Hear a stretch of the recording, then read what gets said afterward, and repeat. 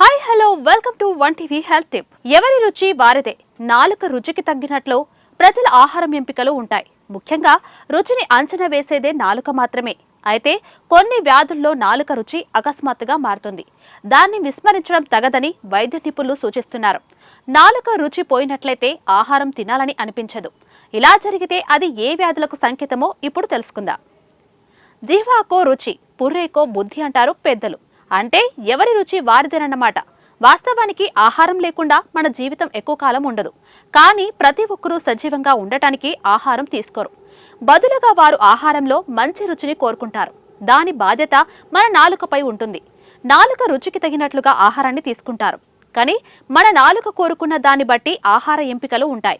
అయితే అకస్మాత్తుగా నాలుక రుచి మందగించినా లేకపోతే రుచి కోల్పోయినా ప్రమాదకరం. ఎందుకంటే నాలుక రుచిని కోల్పోవడం అనేది అనేక తీవ్రమైన వ్యాధుల లక్షణం.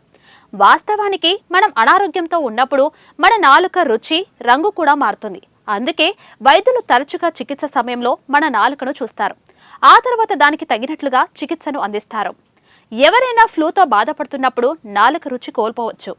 ఇది సాధారణ శారీరక సమస్య. కానీ కొన్ని సందర్భాల్లో ఇది వ్యాధి లక్షణం కూడా కావచ్చు. మధుమేహ రోగులు తరచుగా వారి నాలుక రుచిలో మార్పులను ఎదుర్కొంటూ ఉంటారు. వారి రక్తంలో చక్కెర స్థితిని తెలుసుకోవడానికి ఇది చాలా ముఖ్యమైనది. దంత సమస్యలు కూడా నాలుక రుచిని ప్రభావితం చేస్తాయి.